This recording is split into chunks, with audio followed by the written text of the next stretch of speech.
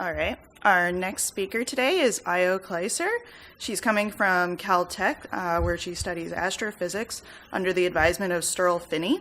She's a fourth-year fellow. She did her practicum at Lawrence Livermore National Lab in 2015, and her talk is titled Modeling Rapidly Fading Supernova as Nickel-Free Core Collapse Explosions of Extended Helium Stars.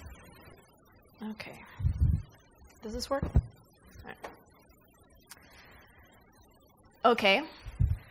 First, I want to thank you guys, thank the organizers for having us all here and for the opportunity to be part of this fellowship, which has been incredibly helpful for getting this thesis work done. So I'm going to talk about this sort of new class of exploding star and our work modeling them as massive stars that explode as core collapse supernovae rather than a more exotic type of supernova as was previously thought. So first I'll talk about types of supernovae and their progenitor stars, and I'll give you a brief overview of that, and then also the types of power sources that are available to supernovae so that we can actually see them and observe them in real life. And then I'll talk about these new rapidly fading supernovae that have been discovered in recent years, and I'll go over our model results and then also implications of that. So one basic type of star that explodes is a white dwarf, which explodes as a thermonuclear supernova. And this often happens, or is thought to usually happen, when this star is in a binary system with another star. So this is a cartoon showing a white dwarf, which is maybe dominated by carbon and oxygen. And it's accreting material from a companion star, which might be helium or hydrogen. And at a certain point, enough material has accreted that it becomes unstable, and this star could explode as what's either called a type 1a supernova, in which the whole star is disrupted. It's a very powerful explosion, one of the most powerful explosions in the universe. Or maybe this thin shell, it just disrupts itself, and it kind of burps off a little bit of mass. The star is still there at the end, but it's not a catastrophic explosion. And this isn't what I'm going to be focusing on, but I want to show this in contrast to the other type of exploding star, which is a core collapse supernova. And these are massive stars, so they usually start out at 10 or more times the mass of the sun, and they usually begin as all hydrogen, or basically all hydrogen. And in the center, they burn hydrogen to helium, and then helium to carbon, oxygen, and heavier elements, shown in these sort of concentric circles. And these layers sort of stratify, and you get the growth of eventually an iron core at the center, which collapses under its own weight and forms a neutron star, and then sends a shock through the envelope. Some other processes happen, possibly the deposition of neutrinos or hydrodynamical instabilities, but somehow this causes the star to explode. It's not fully understood exactly why, and I'm not going to get into that in this talk, but somehow the collapse of this core to the neutron star causes the star to explode.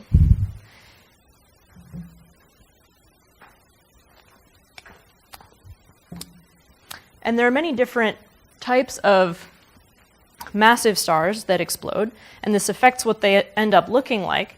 So one of the ways that you can change the structure of the star before it explodes is by changing how much mass there is in the star. And there are a couple of different ways of doing this. Some stars can lose a lot of mass just through their own radiation pressure, so their own luminosity. And they can be single stars that just hang out by themselves and lose a lot of mass. And they lose this outer layer of hydrogen, and they might just have helium on the outside, or they might not even have helium. And in other cases, they may be binary companions. So they might expand and then lose some of that outer material to a companion star. And either way, that mass loss dramatically changes the structure and obviously the composition of the star, and you get supernovae that look very different based on this amount of mass loss. And so I've put little diagrams of what are called light curves, so luminosity versus time, for these different types of stars once they explode. Okay, so I'm going to talk about two different sources of power for supernovae. I'm sticking with sources of optical power because most of our information about supernovae comes in the form of optical luminosity. And there are many different types of power sources. There are some that are very exotic, including highly magnetized neutron stars and stuff like that. But I'm going to just stick with the two main sources of power that we think are responsible for most supernovae that we observe. And one of them is the supernova shock energy. So once the center of the star collapses into a neutron star and sends a shock out, it deposits a lot of thermal energy into the envelope of the star. And so that thermal energy is still there as the ejected material is expanding out, and the thermal energy is converted to photons and diffuses out of the ejected material. And the other main source is radioactive nickel. So in the explosion, if the densities and temperatures are high enough, then some radioactive nickel is formed. And this decays to, it's nickel 56, it decays to cobalt 56, which decays to iron 56. And this releases gamma rays, which are then thermalized in the ejected material and can come out in the optical or other wavelengths.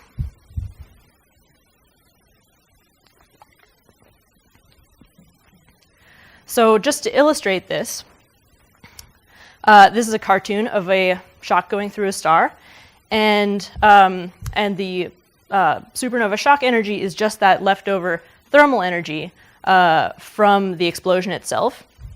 And how this shows up in the light curve depends on the ejected mass, the explosion energy, the radius of the star before it explodes, as well as the composition of the material that's present.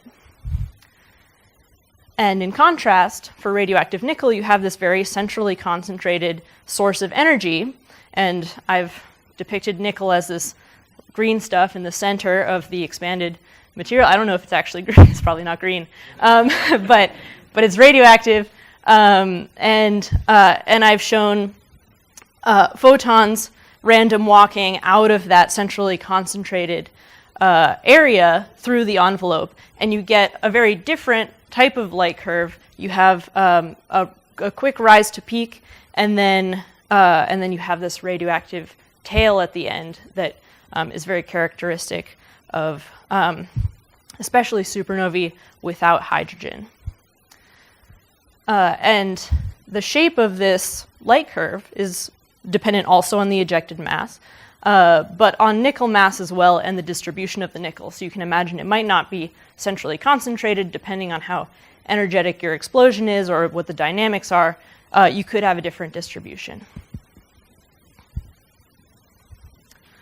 And in general, you can imagine that most supernovae have a bit of both. So there's some shock energy component there, and there's also some nickel component. And you can, depending on the relative strengths and the parameters that you're dealing with in terms of your star and your explosion, you can get many different light curve shapes based on this. So that brings me to this new class of supernovae, which we've called rapidly fading supernovae because they fade very rapidly. And on this diagram of luminosity, peak luminosity, so the point at which it's brightest, and time scale in days, they occupy this space over here. They have a diversity of luminosities, but they're all at this sort of 10 to 20 day time scale, which is much more rapid than any of these regular sort of other types of supernovae that have been observed more frequently. Perhaps just because they're difficult to catch, but perhaps because they're intrinsically rare. And so these sort of yellow dots and blue dots are the other types of massive star explosions that have been seen before. And originally it was thought that because these were so rapid, it meant they must be explosions involving a very small amount of mass. So I showed you this diagram earlier with a white dwarf accreting a small shell of helium around it and then kind of burping off that shell of helium, maybe only 1/10 of a solar mass, would get exploded off, and maybe that's why these are so short, because the diffusion time, the time for light to diffuse out of the material, is short. There's not a lot of mass in the way. It doesn't take very long for all the luminosity to escape.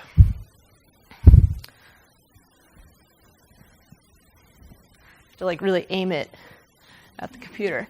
And there's one supernova in particular that we focused on trying to model. It's called supernova 2010X.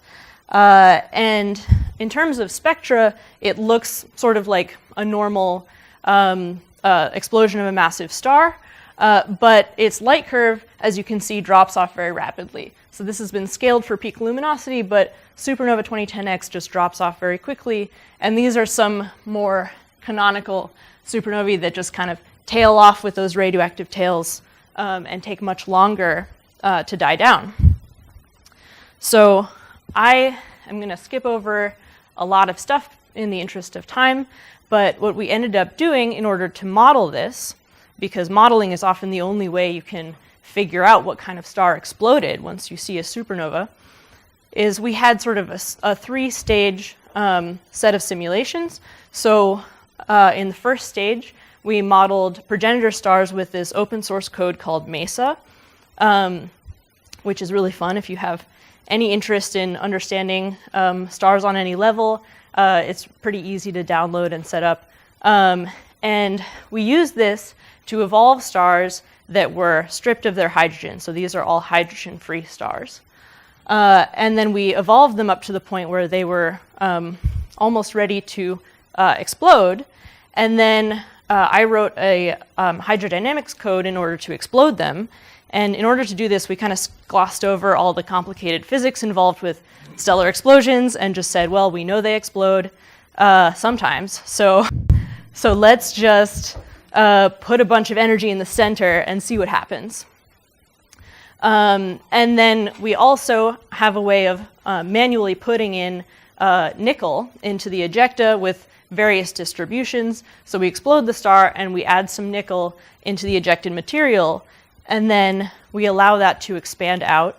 And then we have a radiation transport code that we use that's very sophisticated, and it calculates the opacity in every layer depending on temperature, density, composition, all the wavelengths, so you can calculate spectra. And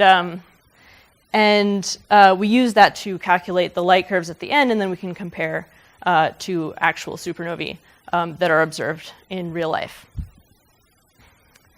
So for reasons I'm not going to go into unless you guys are really curious at the end, we have found that that some of these stars are very difficult, particularly supernova 2010X, which I talked about, are very difficult to model with only a small amount of mass. We pretty much weren't able to do it.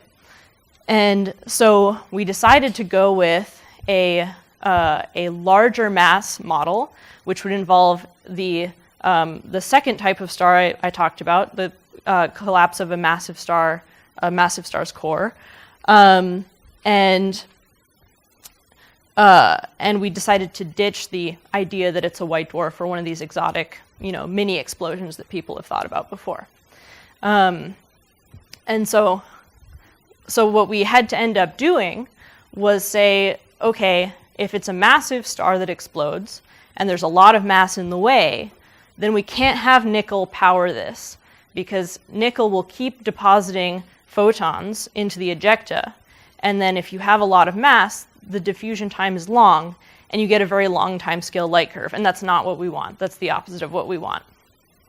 But what you can do is say, there's no nickel. This is a massive star that explodes.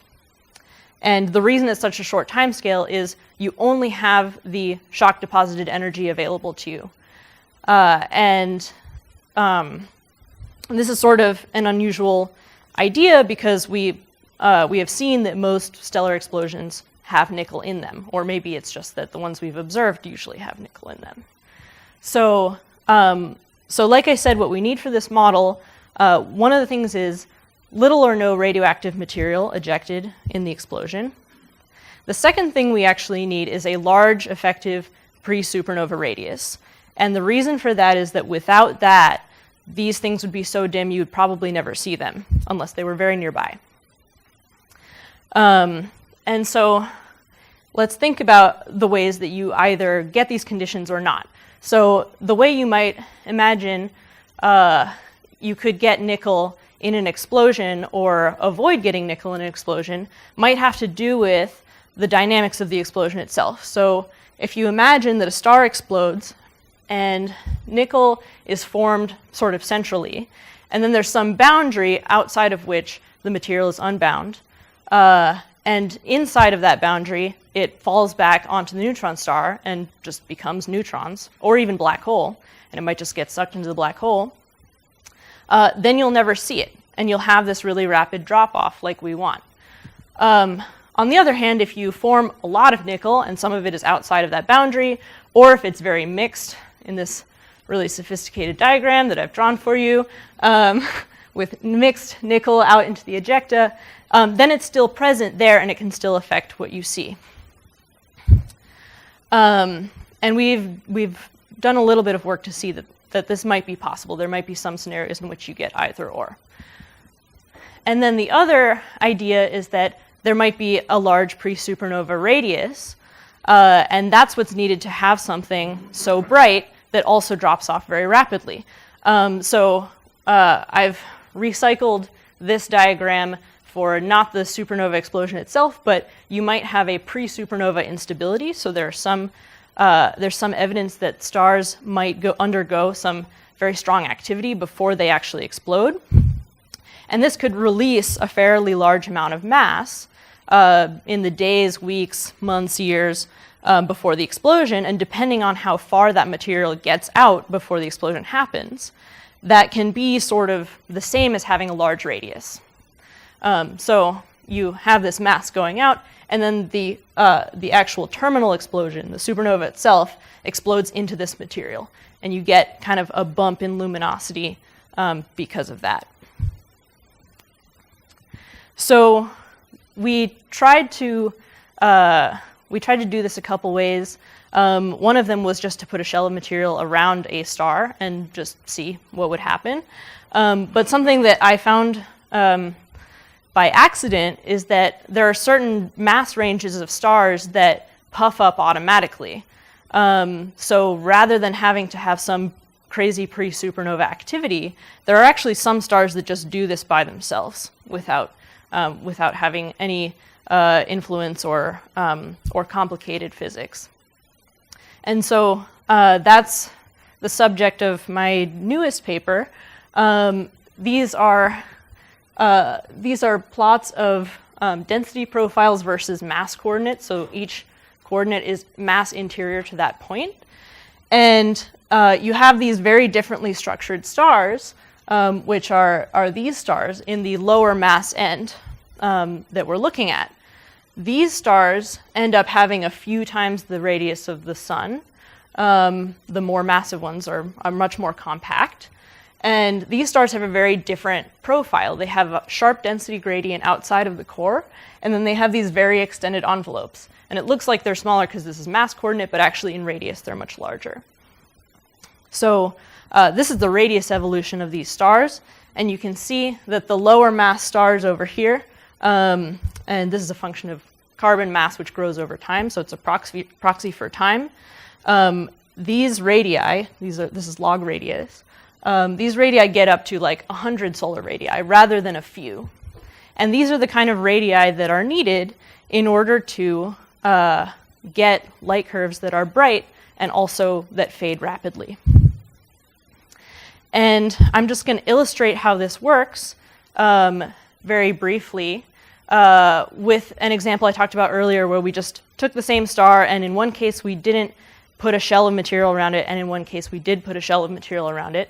So this is the star with no shell, and these are velocity profiles at different times. So this is the first one, and the second one, and the third. And you can see the shock going outward, and then it breaks out at the surface of the star, and then you get this free expansion, which looks kind of like this. And if you have a shell there that the star explodes into, you have the same behavior at the beginning, but around here it runs into the shell and you have a reverse shock that goes back, and then you have a forward shock, which is a little bit weaker and breaks out of the star at a later time.